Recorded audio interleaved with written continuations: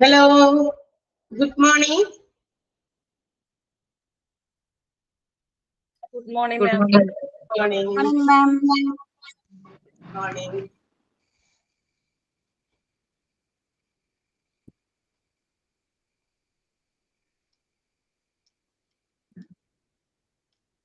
So, start ചെയ്യാം prayer.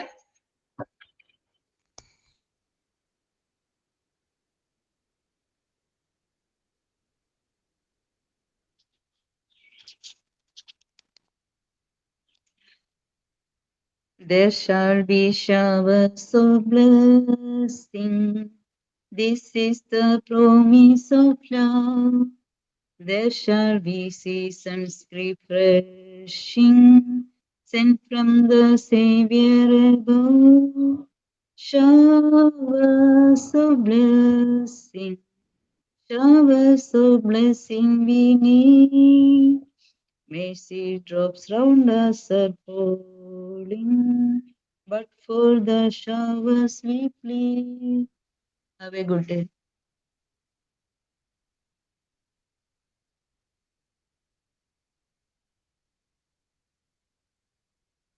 Good morning.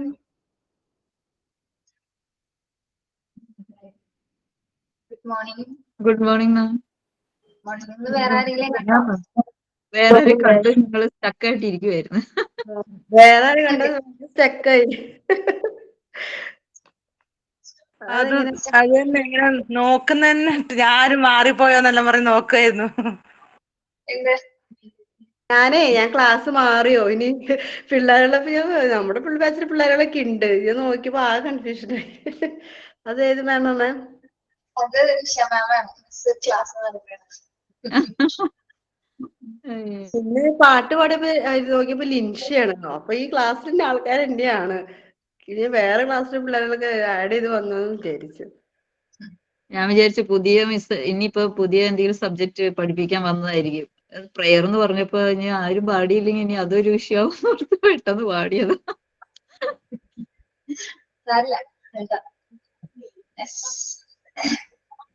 ഇനി ഉണ്ടായിരുന്നു പരീക്ഷയൊക്കെ നല്ലതായിരുന്നു. റിസൾട്ടും വന്നു, എല്ലാം കഴിഞ്ഞു. എങ്ങനെയുണ്ട് റിസൾട്ട്? പരീക്ഷ നല്ല പരീക്ഷ കുഴപ്പമില്ല, നല്ല പരീക്ഷയായിരുന്നു. എന്റെ ക്വസ്റ്റ്യൻസ് ഒന്നും പാടില്ലായിരുന്നല്ലോ അല്ലേ? എല്ലാം മാം സൂപ്പർ. പേടിയാ നിങ്ങളുടെ പരീക്ഷയ്ക്കാണ് ഇത്രയും ബുദ്ധിമുട്ടി പോയത് കേട്ടോ. അല്ലെങ്കിൽ ഒരു ആഴ്ച മുമ്പ് എന്തെങ്കിലുമൊക്കെ പോർഷൻസ് തീർന്ന് റിവിഷനൊക്കെ കൊടുത്തിട്ടായിരുന്നു. പക്ഷെ ഇത് ആകെ കൺജസ്റ്റഡ് ആയിപ്പോ ഒരു എക്സാം ആണ്. നീട്ടി വെക്കാനും പറ്റൂല, അങ്ങനത്തെ ഒരു ഇതായിപ്പോയി. സാരല്ല, നമുക്ക് കുറച്ചുകൂടി ഭംഗിയാക്കാം കേട്ടോ. ടേം 2 സുഖമാണ്, നല്ല എളുപ്പമുള്ള പാഠഭാഗങ്ങളാണ് കേട്ടോ. എങ്ങനെയുണ്ട് എക്സ്പീരിയൻസ്? എന്തെങ്ങനെയുണ്ട് പരീക്ഷ എഴുതിയിട്ട്?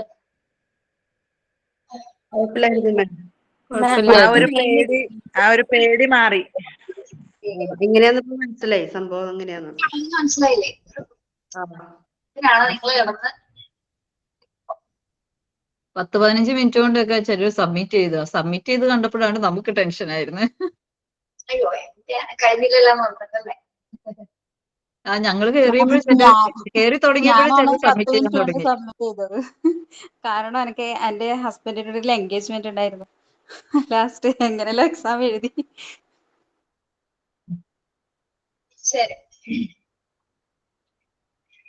എത്ര കുട്ടികൾ എഴുതിയെന്നറിയാമോ എക്സാം? നിങ്ങൾക്ക് കയറിയപ്പോ അത്യാവശ്യം കുട്ടികൾ ഉണ്ടായില്ലേ എക്സാമിന്? ക്ലാസ് കയറുണ്ടായിരുന്നു പരീക്ഷ. റിസൾട്ട് വന്നതിൽ രജിസ്റ്റർ നമ്പറിലൊക്കെ 40+ എന്തോ ഉണ്ടായിരുന്നു ആളുകളുടെ നമ്പേഴ്സ്. ശരിക്കും നിങ്ങൾക്ക് റിസൾട്ട് കണ്ടിട്ടില്ല കേട്ടോ, നോക്കിയിട്ടില്ല. കൂടുതലുണ്ടായിരുന്നു. എന്റെ 69 എന്റെ റോൾ നമ്പർ ഉണ്ടായത്. അപ്പൊ പിന്നെയും 2-3 പേരുണ്ടായിരുന്നു. 70-72 മറ്റുണ്ടായിരുന്നു തോന്നുന്നു എനിക്ക്. ക്ലാസ് മാത്രമായിരിക്കില്ല, ചില കുട്ടികള് ഏതെങ്കിലും എഴുതാത്ത കുട്ടികളൊക്കെ വേറെ ബാച്ചിൽ എഴുതാത്തവരും കയറിയിട്ടുണ്ടോ എക്സാം എഴുതാനായിട്ട്? അങ്ങനെയും കയറും, അങ്ങനെ സ്ട്രെങ്ത് കൂടാം.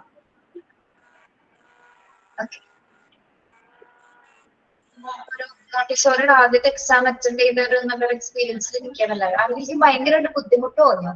ആരെങ്കിലും എനിക്കുണ്ടായിരുന്നു മിസ്സേ.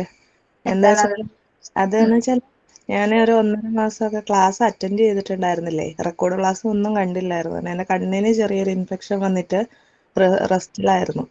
ഇപ്പൊ നമ്മളെ സൈക്കോളജിയുടെ ഒക്കെ ആ ചാപ്റ്റർ സ്റ്റാർട്ട് ചെയ്ത ആ ഒരൊറ്റ ക്ലാസ്സിൽ മാത്രമേ കയറിയിട്ടുള്ളൂ. അതിനുശേഷമുള്ള ഒരു ക്ലാസ് പിന്നെ ജസ്റ്റ് അന്ന് എക്സാമിന്റെ അന്ന് മാത്രം ഇങ്ങനെ മോക്ക് ടെസ്റ്റുകൾ ജസ്റ്റ് ഫോണിൽ തന്നെ ഒന്ന് നോക്കി പോയതേ ഉള്ളൂ. അത് വെച്ചിട്ട് മാത്രമാണ് എഴുതിയത്. അങ്ങനെ പിന്നെ എന്തായാലും ദിവസം അയച്ച് പാസ്സായി. പ്രതീക്ഷിച്ച പോലെ കയറി കഴിഞ്ഞപ്പോ ടെൻഷൻ ഉണ്ടായിരുന്നു. കുറെ ഒന്നും മനസ്സിലായില്ല എന്താന്ന്. അതൊക്കെ കറക്കി കുത്തി. പിന്നെ സൈക്കോളജിയുടെ പഠിക്കണം എന്ന് മിസ് പറഞ്ഞു എന്ന് പറഞ്ഞ കാരണം ആ ലാസ്റ്റ് വന്ന മോക്ക് ടെസ്റ്റ് അതെല്ലാം ഒന്ന് നോക്കി വെച്ചായിരുന്നു. അതുകൊണ്ട് എഴുതി കഴിഞ്ഞപ്പം പിന്നെ കുറച്ചൊക്കെ ഒരു സമാധാനമായി.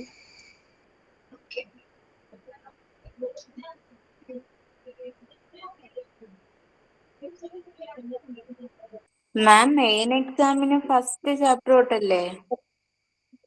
എന്തോ മെയിൻ മെയിൻ എക്സാം എന്ന് പറയുമ്പോ നമ്മള് ഓരോ മൊഡ്യൂൾസ് ഓരോ പേപ്പർ വൈസ് ആണ് എക്സാം നടത്തുന്നത്. പേപ്പർ വൈസ് മീൻസ് അറിയാലോ പേപ്പർ എങ്ങനെയാണെന്ന്. ഫസ്റ്റ് പേപ്പർ ആണ് നമ്മുടെ ഹെൽത്ത് കെയർ എന്ന് പറഞ്ഞ ചാപ്റ്റർ അല്ലേ, ഹെൽത്ത് ആൻഡ് ന്യൂട്രീഷൻ. അതാണ് നമ്മുടെ ഫസ്റ്റ് പേപ്പർ. ഓക്കെ, ദെൻ ശരിക്കും പറഞ്ഞാൽ നിങ്ങൾക്ക് 6 ദിവസം പരീക്ഷയുണ്ട്. 6 പേപ്പേഴ്സ് വെച്ച് 6 ദിവസങ്ങളിൽ, അതായത് ഓൾട്ടർനേറ്റീവ്സ് ആയിട്ടായിരിക്കുള്ളൂ, അടുപ്പിച്ചടുപ്പിച്ചായിരിക്കും. ഫസ്റ്റ് പേപ്പർ ആണ് health and nutrition. Second paper ആണ് പേപ്പർ 2 ആണ് ചൈൽഡ് ഡെവലപ്മെന്റ്. അതായത് നമ്മുടെ ലാംഗ്വേജ് ഡെവലപ്മെന്റ് വരെയുള്ള 5 ചാപ്റ്റേഴ്സ് ഇല്ലേ, ഗ്രോത്ത് ആൻഡ് ഡെവലപ്മെന്റ് മുതൽ ലാംഗ്വേജ് 5ാമത്തെ ചാപ്റ്റർ വരെ. മനസ്സിലായോ? അതാണ് സെക്കൻഡ് പേപ്പർ. പേപ്പർ 3 ആണ് സൈക്കോളജി ആയിട്ട് നമ്മൾ കാറ്റഗറൈസ് ചെയ്തേക്കുന്നത്. സൈക്കോളജി എന്ന് പറയുമ്പോൾ യൂണിറ്റ് 6 മുതൽ ഇൻഡിവിജ്വൽ ഡിഫറൻസ് വരെയാണ് പേപ്പർ 3 വരുന്നത്. ആ 5 ചാപ്റ്റേഴ്സ് അങ്ങനെ ഡിവൈഡ് ചെയ്തേക്കുന്നത്. മനസ്സിലായെന്നുണ്ടോ പറയുന്നത്?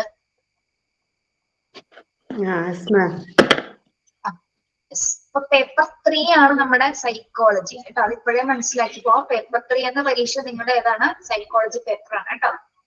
അത് നമ്മൾ സൈക്കോളജി തന്നെ ഡെവലപ്മെന്റ് ആയിട്ടാണ് തിരിച്ചിരിക്കുന്നത്. അപ്പൊ നിങ്ങൾ 5 ചാപ്റ്റേഴ്സ് വെച്ച് പഠിച്ചാൽ മതി. മറ്റേതിൽ മാത്രം 10 ചാപ്റ്റേഴ്സ് ഒരുമിച്ച് പഠിക്കുന്നത്. ഹെൽത്ത് ആൻഡ് ന്യൂട്രീഷൻസിലാണ് ഒരുമിച്ച് പഠിക്കണം സെപ്പറേറ്റ് ചാപ്റ്റേഴ്സ്. പിന്നെ അത് കഴിഞ്ഞാൽ സൈക്കോളജി എവിടെ നിന്ന് തുടങ്ങിയ ചാപ്റ്റേഴ്സ് തുടങ്ങിയ? സൈക്കോളജി മുതൽ 6th മുതൽ ഇൻഡിവിജ്വൽ ഡിഫറൻസ് 5 ചാപ്റ്റേഴ്സ്. 5 ചാപ്റ്റേഴ്സ്. പിന്നെ പേപ്പർ 4 ആണ് മോണ്ടിസോറിയുടെ ഭാഗങ്ങൾ വരുന്നത് കേട്ടോ. ഷെമിസിന്റെ ഭാഗങ്ങളില്ലേ, അത് പേപ്പർ 4 ആണ്. പേപ്പർ 5 പേപ്പർ 5 എന്ന് പറയുന്നത് നമ്മള് പേപ്പർ 3യുടെ തന്നെ അതിനുശേഷമുള്ള കുറച്ച് ഭാഗങ്ങളുണ്ട്. അതായത് മൂവ്മെന്റ്, ടെൻഡൻസീസ് ഓഫ് മാൻ എന്ന് പറഞ്ഞ ലാസ്റ്റ് ചാപ്റ്റേഴ്സ് ഒക്കെ ഉൾപ്പെടുത്തിക്കൊണ്ടുള്ള പേപ്പർ 5. പേപ്പർ 6 എന്ന് പറയുന്നത് നിങ്ങൾ ഇപ്പൊ പഠിക്കാൻ പോകുന്നതാണ്. പേപ്പർ 6 ആണ് ഇപ്പൊ നിങ്ങൾ പഠിക്കാൻ പോണ പാർട്ട്. പേപ്പർ ടേം എക്സാമിന്റെ ആദ്യത്തെ ഭാഗമാണ്. ഇപ്പൊ യൂണിറ്റ് 1 സ്കൂൾ മാനേജ്മെന്റ് മുതൽ മാൻ ആൻഡ് എൻവയോൺമെന്റ് വരെയുള്ള 10 chapters. Okay, then 6th paper ആണ് നിങ്ങളുടെ എന്ത്?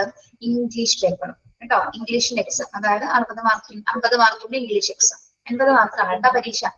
50 മാർക്ക്. ഓരോ പേപ്പറിനും 50 മാർക്കാണ്. 6 ദിവസം മെയിൻ എക്സാം ഉണ്ടായിരിക്കും. 6 ദിവസമായിട്ടായിരിക്കും നടത്തുന്നത്. ഇതേ സെയിം റൂൾസും റെഗുലേഷൻസ് ഒക്കെ അങ്ങനെ തന്നെ. എങ്ങനെയാണോ നിങ്ങളുടെ ലിങ്ക് വന്നത് അതേപോലെ നിങ്ങൾ കയറി അറ്റൻഡ് ചെയ്യാം. കുറേശ്ശെ മാത്രം പഠിച്ച് പരീക്ഷ എഴുതുക. എല്ലാവരും ഒരുമിച്ച് പഠിക്കണം.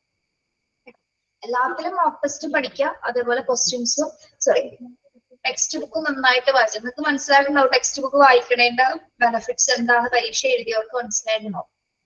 ടെക്സ്റ്റ് ബുക്ക് വായിച്ചിട്ടുണ്ട്. വായിക്കണം മാം, വായിക്കാനുണ്ട് കേട്ടോ. നമുക്ക് അറിയുന്ന ക്വസ്റ്റ്യൻസ് അത് തന്നെയാണോ കൺഫ്യൂഷൻ വരണ. അങ്ങനെ കുറെ ഒബ്ജക്റ്റീവ് ക്വസ്റ്റ്യൻസ് ഉണ്ട്, കൺഫ്യൂഷൻ. അപ്പൊ അത് കോൺസെൻട്രേഷൻ ആയിട്ട് പഠിക്കണം. പിന്നെ ഇപ്പൊ സൈക്കോളജിയിൽ ഞാൻ തിരിച്ചു ചോദിച്ചിട്ടുണ്ടായി. സയൻസ് ഓഫ് സോൾ എന്താണെന്ന് ചോദിച്ചു അല്ലെ. സൈക്കോളജിയുടെ മീനിങ് അല്ല ചോദിച്ചത്, നേരെ തിരിച്ചല്ലേ ചോദിച്ചത്? അതെ മാം. അതെ അതെ അതെ അത് ഉണ്ടല്ലോ 2 ക്വസ്റ്റ്യൻ ആൻസർ ഒരേപോലെ. ഒരേപോലെ അല്ല, ഒന്നും തന്നെ എടുത്തേക്കണ്. അതെ, സൈക്ക് എന്നുള്ളതും സോളിന്റെ മീനിങ്ങും അങ്ങനെയാണ് തന്നിട്ടുണ്ടായിരുന്നത്. അത് ഇഷ്ടപോലെ തന്നെ ചോദ്യം ചോദിക്കില്ല കേട്ടോ. ചിലതൊക്കെ ഒന്ന് വ്യത്യസ്തമായിട്ട് ചോദിച്ചാൽ നിങ്ങൾക്ക് എഴുതാൻ നിങ്ങൾ അതിൽ ഏബിൾ ആയിരിക്കണം. കാരണം എല്ലാ കാര്യങ്ങളും ക്ലാസ്സിൽ തന്നെ പറഞ്ഞു പോകുന്നുണ്ട്. ചിലവര് ക്ലാസ് അറ്റൻഡ് ചെയ്ത് മാത്രം പരീക്ഷ എഴുതുന്ന കുട്ടികളുണ്ട്. അതിൽ ക്വസ്റ്റ്യൻ ഞാൻ പറയാം. MT ക്വസ്റ്റ്യൻ പേപ്പറിലെ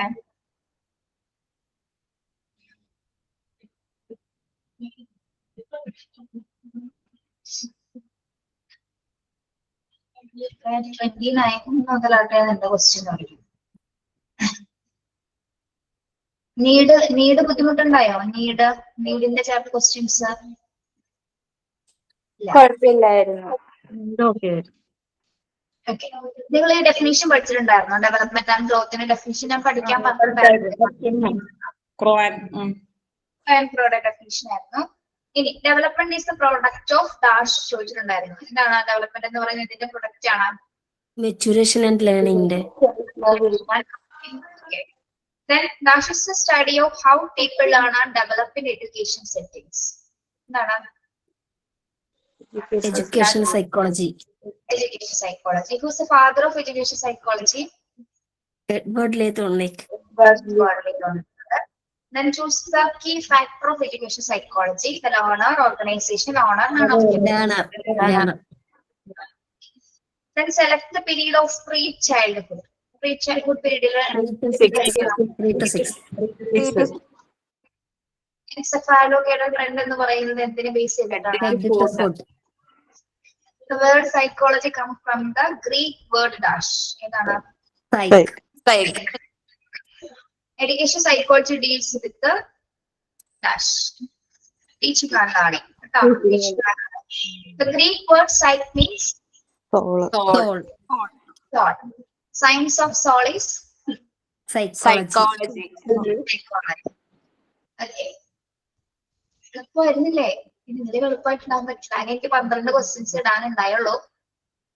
കാരണം എന്താണെന്നറിയോ? അല്ലെങ്കിൽ ഫുൾ ചാപ്റ്റേഴ്സ് ഞാൻ തന്നെ എടുക്കാറ്. അപ്പൊ ഞാൻ തന്നെ ഫുൾ ഇടാറ്. എന്നിപ്പോ ബാക്കിയുള്ള ടീച്ചേഴ്സ് എല്ലാവരും കൂടി ഇടും. ഒരു പീരീഡ് അല്ലേ വരുന്നുള്ളൂ.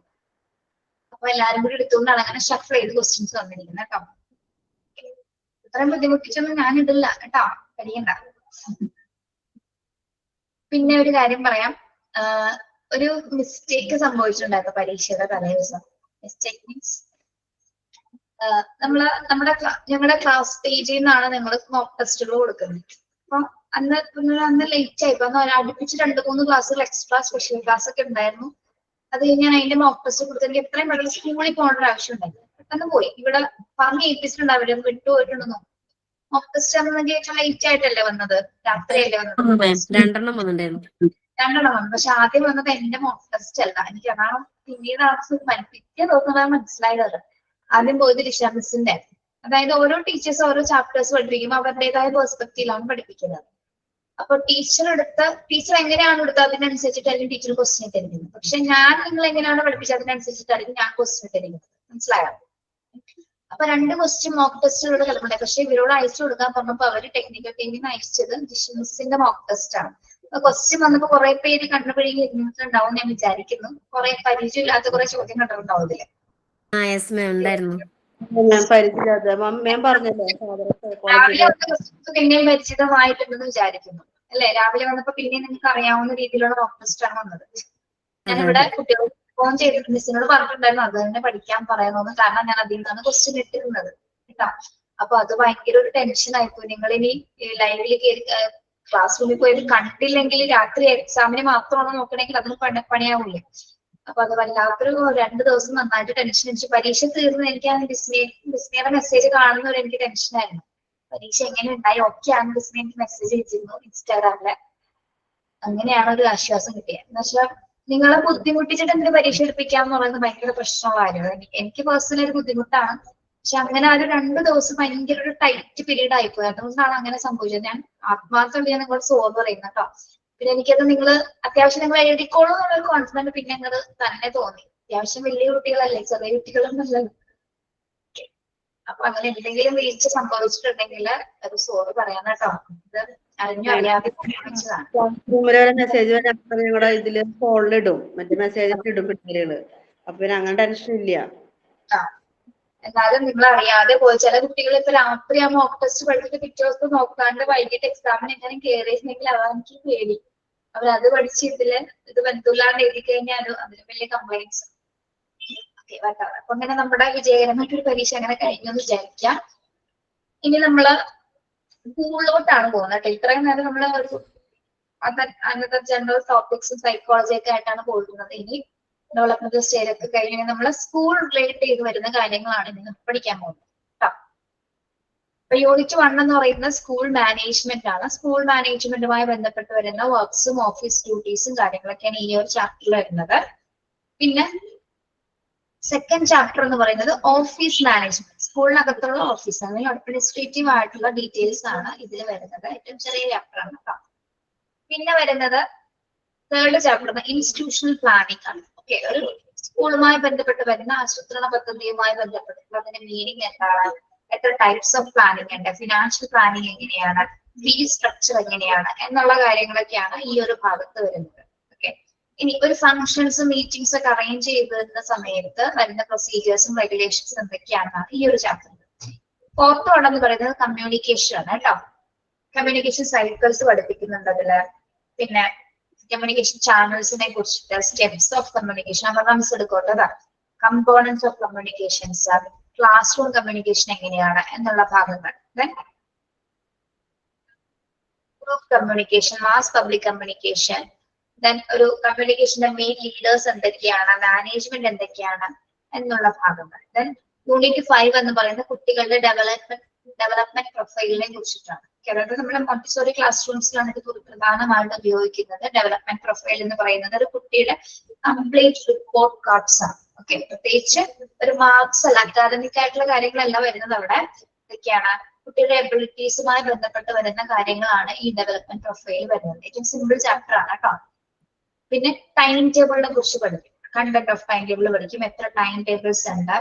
പിന്നെ നമുക്ക് ഒരു ജോലിക്ക് പോകുന്ന സമയത്തുള്ള ആപ്ലിക്കേഷൻ ഫോംസ് എന്തൊക്കെയാണ്, അതുപോലെ തന്നെ ലീവ് ആപ്ലിക്കേഷൻസ് എങ്ങനെയാണ് തയ്യാറാക്കേണ്ടത് എന്നതുമായി ബന്ധപ്പെട്ട കാര്യങ്ങളാണ് ഈ 5th ചാപ്റ്ററിൽ വരുന്നത്. യൂണിറ്റ് 6 എന്ന് പറയുന്നത് structure of the class room. നമ്മൾ സ്കൂളും മാനേജ്മെന്റും മാത്രമല്ല പഠിക്കുന്നത്, ക്ലാസ് മുറികൾ എങ്ങനെയാണ്, അതിന്റെ സ്ട്രക്ചർ എന്തൊക്കെയാണ്, എന്തൊക്കെ മെറ്റീരിയൽസ് ഉപയോഗിച്ചിട്ടാണ് ഇത് പണി കഴിപ്പിച്ചിരിക്കുന്നത്, എന്തൊക്കെ മെറ്റീരിയൽസിന് ആവശ്യമുണ്ട്, ഇതിന്റെ റൂഫിംഗ് എങ്ങനെയാണ്, ഫ്ലോറിംഗ് എങ്ങനെയാണ്, വാൾ എങ്ങനെയാണ്, ഇതെല്ലാം കൂടി അറിയണ്ടേ. ഒരു ടീച്ചർ എന്ന നിലയ്ക്ക് നമ്മൾ ഇതെല്ലാം അറിഞ്ഞിരിക്കണം. ഓക്കെ, ഇനി പല ടൈപ്സ് ഓഫ് ബ്ലാക്ക് ബോർഡ്സുകൾ പഠിക്കാനുണ്ട്. ബ്ലാക്ക് ബോർഡ് എങ്ങനെയാണ് യൂസ് ചെയ്യേണ്ടത്, അതിന്റെ മെത്തേഡ്സ് എങ്ങനെയാണ്, ഒരു ബ്ലാക്ക് ബോർഡ് എങ്ങനെയാണ് അറേഞ്ച് ചെയ്യേണ്ടത്, കുട്ടികളുടെ സീറ്റ് അറേഞ്ച്മെന്റ് എങ്ങനെ ഇരുത്താം, ഏതൊക്കെ ഓർഡറിൽ ഇരുത്താം, യൂണിഫോംസിന്റെ പ്രത്യേകതകള്, സ്പെഷ്യൽ ക്ലാസ് റൂംസിന്റെ പ്രത്യേകതകള്, അതൊക്കെയാണ് 6th ചാപ്റ്ററിൽ വരുന്നത്. ഇനി നമ്മൾ കുറച്ചും കൂടി പുറത്തു കിടക്കുന്ന ടോപ്പിക്സുകളാണ് യൂണിറ്റ് 7 വരുന്നത്. Programmes for developing values variance, അതായത് നമ്മുടെ മൂല്യങ്ങളെ കുറിച്ചിട്ടുള്ള ഒരു ചാപ്റ്റർ ആണ്. വാല്യൂസിനെ പ്രൊമോട്ട് ചെയ്യുന്ന തരത്തിലുള്ള ആക്ടിവിറ്റീസ് നമ്മൾ ക്ലാസ്സിൽ കൊടുക്കുന്നതുമായി ബന്ധപ്പെട്ടിട്ടുള്ള ഭാഗങ്ങളാണ് യൂണിറ്റ് 7 വരുന്നത്. ഓക്കെ, യൂണിറ്റ് 8 എന്ന് പറയുന്നത് നല്ലൊരു ചാപ്റ്റർ ആണ്, ഗുഡ് മാനേഴ്സിനെ കുറിച്ച്. കുട്ടികളുടെ മാനേഴ്സ്, അല്ലെങ്കിൽ ഒരു കുട്ടിക്ക് അവന്റെ ഫ്രണ്ടിനോടുള്ള മാനേഴ്സ് എങ്ങനെയാണ്, ബാത്റൂം മാനേഴ്സ് എങ്ങനെയാണ്, ബെഡ്റൂം മാനേഴ്സ് എങ്ങനെയാണ്, ജനറൽ മാനേഴ്സ് എങ്ങനെയാണ്. അങ്ങനെ സിമ്പിൾ ആയിട്ടുള്ള ഏറ്റവും സിമ്പിൾ ചാപ്റ്റർ ആണ് ഗുഡ് മാനേഴ്സ് എന്ന് പറയുന്നത്. Then unit 9 supervising and reporting.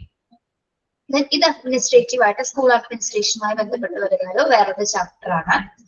10th chapter ആണ് മാൻ ആൻഡ് എൻവയോൺമെന്റ്. നിങ്ങൾക്ക് ക്ലാസ് എടുക്കാനുള്ള ഒരു ചാപ്റ്റർ മാത്രമാണ് എന്തായാലും യൂണിറ്റ് 10 എന്ന് പറയുന്നത്. നിങ്ങൾക്ക് ഓൾറെഡി സെമിനാർസ് മാത്രമേ ഉണ്ടായിരിക്കുള്ളൂ കേട്ടോ. ഓരോ ടോപ്പിക്സ് നിങ്ങൾക്ക് തരും. അതായത് ജനറൽ ടോപ്പിക് ആണ്, അതായത് പൊല്യൂഷൻസിനെ കുറിച്ച്, റിസോഴ്സസിനെ കുറിച്ചിട്ടുള്ള ഭാഗങ്ങളാണ്. എൻവയോൺമെന്റൽ പൊല്യൂഷൻ എന്താണ്, എയർ പൊല്യൂഷൻ എന്താണ്, ഇതെല്ലാം നിങ്ങൾക്ക് ക്ലാസ് എടുക്കാൻ വേണ്ടി നമ്മുടെ ടോപ്പിക്സ്, സെമിനാർ ടോപ്പിക്സുകളായിട്ട് ഓരോരുത്തർക്കും തരും കേട്ടോ. അങ്ങനെയാണ് നമ്മുടെ പേപ്പർ അല്ല പാർട്ട് 4 പോകുന്നത്. മനസ്സിലായോ? പാർട്ട് 4 ആണ്. 3 ഇപ്പൊ എടുക്കുന്നില്ല. 3 ഇത് കഴിഞ്ഞിട്ട് ഞാൻ 3 എടുക്കുള്ളൂ കേട്ടോ. പാർട്ട് 4 ആണ് നമ്മൾ ആദ്യം സ്റ്റാർട്ട് ചെയ്യുന്നത്. ഓക്കെ, ഇതെല്ലാം മാമിന് എടുക്കണത് വേറെ ടീച്ചേഴ്സ് എടുക്കുവോ? ഇതെല്ലാം ഫുള്ള് ഞാൻ എടുക്കാറുണ്ടോ? എടുക്കാറുണ്ട്. ഇതെന്താണ് കേട്ടപ്പോ തോന്നിയായിരിക്കുമല്ലോ ഫുൾ എടുക്കേണ്ടത്. ജിഷ മിസ് ഒന്ന് സ്റ്റാർട്ട് ചെയ്തിട്ടുണ്ടായിരുന്നു, ഒരു യൂണിറ്റ് 3 മറ്റു മോണ്ടിസോറിന്റെ അവിടുത്തെ. യൂണിറ്റ് 3 സ്റ്റാർട്ട് ചെയ്യും ടീച്ചർ, കുഴപ്പമില്ല. ഞാൻ ഇവിടുന്ന് സ്റ്റാർട്ട് ചെയ്യും. അത് കഴിഞ്ഞ് ഇവിടുന്ന് നമ്മൾ 8ാമത്തെ ചാപ്റ്റർ 9ാമത്തെ ചാപ്റ്റർ ടീച്ചർ എടുക്കുള്ളൂ പാർട്ട് 3. അതായത് 8ാമത്തെ ചാപ്റ്റർ എന്ന് പറഞ്ഞാൽ മൂവ്മെന്റ് എന്ന് പറഞ്ഞൊരു ചെറിയ ചാപ്റ്റർ ഉണ്ട്. പിന്നെ ടെൻഡൻസീസ് ഓഫ് മാൻ, അത് രണ്ടോ ഞാൻ പാർട്ട് 3 എടുക്കാറുള്ളൂ. ബാക്കി എല്ലാം ഡിഷൻസ് ആണ് എടുക്കുന്നത്. പിന്നെ 2 അപ്പർമാൻസ് എടുക്കും. നോർമലൈസേഷൻ ആൻഡ് ഡീവിയേഷൻ എന്ന് പറയുന്നത് അപ്പം എടുക്കും. ബാക്കി ഓൾമോസ്റ്റ് ഇത് നമ്മൾ തന്നെയായിരിക്കും കൈകാര്യം ചെയ്യുന്നത് കേട്ടോ. അപ്പൊ മാം നമുക്ക് മോഡ്യൂൾ 3 എന്ന് പറയുന്ന ഒരു ടെക്സ്റ്റ് ഉണ്ട്, അതും ഇപ്പൊ തന്നെ സ്റ്റാർട്ട് ചെയ്യോ? മൊഡ്യൂൾ 3യോ? മൊഡ്യൂൾ 3യുടെ ഹെഡിങ് എന്താ? അല്ല വേറെ ടെസ്റ്റാ മാം മോണ്ടിസോറിന്റെ. മോണ്ടിസോറിയുടെ മെഡിറ്റേഷൻ സ്റ്റാർട്ട് ചെയ്തോളൂ കേട്ടോ.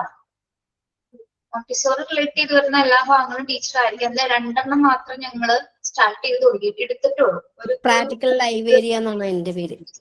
നമ്മുടെ പ്രാക്ടിക്കൽസുമായി ബന്ധപ്പെട്ട കാര്യങ്ങളാണ് കേട്ടോ. അത് ടീച്ചർ പഠിപ്പിച്ചു തരും. പിന്നെ ഓഫ്ലൈൻസിൽ നിങ്ങൾ വരുമ്പോൾ അതുമായി ബന്ധപ്പെട്ട കുറച്ച് കാര്യങ്ങൾ പഠിക്കാനുണ്ട്. ഡിപ്ലോമ ഒക്കെ ഇല്ലാന്ന് തോന്നുന്നു അല്ലേ? മോഡ്യൂൾ 3 ഡിപ്ലോമ എടുത്തവർക്കില്ല. ഉണ്ടല്ലോ മാം. ഉണ്ട്. ഉണ്ട്, അതിന്റെ ടെക്സ്റ്റ് ബുക്ക് ഉണ്ടല്ലോ. ഉണ്ട്, എല്ലാവർക്കും ഉണ്ട് കേട്ടോ. നിങ്ങള് ഇത് കഴിഞ്ഞിട്ട് PG എടുക്കുന്നുണ്ടോ മോണ്ടിസോറിയില്? എടുക്കുന്നുണ്ട്. പേജ് നമ്പർ അറിയാത്ത കൊണ്ടാണ് മാം PG എടുക്കണേ +2 ആണോ? അതിനെന്താണോ? അല്ല ഡിഗ്രി വേണോ? +2 ഉണ്ട്, ഡിഗ്രി വേണോ PG എടുക്കണമെങ്കിൽ? ഡിപ്ലോമയും മോണ്ടിസോറി കംപ്ലീറ്റ് ചെയ്തിട്ടല്ലേ നിങ്ങൾ PG എടുക്കുന്നത്? അതിന് കുഴപ്പമില്ല കേട്ടോ. അത് ഒന്ന് ചോദിക്കാം. അത് 2 രീതിയിൽ അഭിപ്രായങ്ങളുണ്ട്. എടുക്കാൻ പറ്റില്ല എന്നുണ്ട്. ഞാൻ പറ്റുന്നുണ്ടെന്നാണ് പറഞ്ഞത് ഇൻസ്റ്റിറ്റ്യൂട്ടിൽ നിന്ന്. ഡിഗ്രി വേണോന്നില്ല, മോണ്ടിസോറി ഡിപ്ലോമ ഉള്ളവർക്ക് PGയും ചെയ്യാന്ന് പറഞ്ഞു. ചെയ്യാൻ പറ്റും. നിങ്ങൾ ഡിപ്ലോമ കഴിഞ്ഞ പിന്നെ ആ സെയിം സബ്ജക്ട് തന്നെയല്ലേ നിങ്ങൾ അതിന്റെ പോസ്റ്റ് ഗ്രാജുവേഷൻ എടുക്കുന്നത്. അപ്പൊ പിന്നെ എന്താ പ്രശ്നം? ഒരു കുഴപ്പമില്ല കേട്ടോ, എല്ലാവർക്കും ചെയ്യാം. പക്ഷെ മാം അത് ഡിഗ്രി സർട്ടിഫിക്കറ്റ് ഇല്ലാത്തവർക്ക് എക്സ്ട്രാ എന്തോ ഒരു സർട്ടിഫിക്കറ്റ് കിട്ടാൻ വേണ്ടി അയക്കാൻ പറഞ്ഞിട്ടുണ്ട്. 2000 രൂപ, 2500 മറ്റാണ്. സർട്ടിഫിക്കറ്റ് ഇല്ലാത്തവർ അങ്ങനെ ചെയ്യാൻ അതെ, ഡിഗ്രി സർട്ടിഫിക്കറ്റ് ഇല്ലാത്തവർക്ക്. ഇപ്പൊ നമുക്ക് +2 ബേസ് ആണെങ്കിൽ ആ ഡിഗ്രി സർട്ടിഫിക്കറ്റ് ഇല്ലാത്തവർക്ക് അതിനൊരു എക്സ്ട്രാ 2500 എന്നാ പറഞ്ഞു തന്ന സാറ്. അത് കെട്ടിയിട്ട് നമുക്ക് ഈ PG എടുക്കാം. എനിക്കറിയില്ല കേട്ടോ, ഓഫീസ് റിലേറ്റ് ചെയ്ത് വരുന്ന കാര്യങ്ങൾ അറിയില്ല. നിങ്ങൾ എങ്ങനെയാന്ന് വെച്ചാൽ ഇവിടെ ആലോചിച്ചിട്ട് നിങ്ങൾക്ക് ഓക്കെ ആണെങ്കിൽ മാത്രം നമ്മൾ എടുക്കാം കേട്ടോ.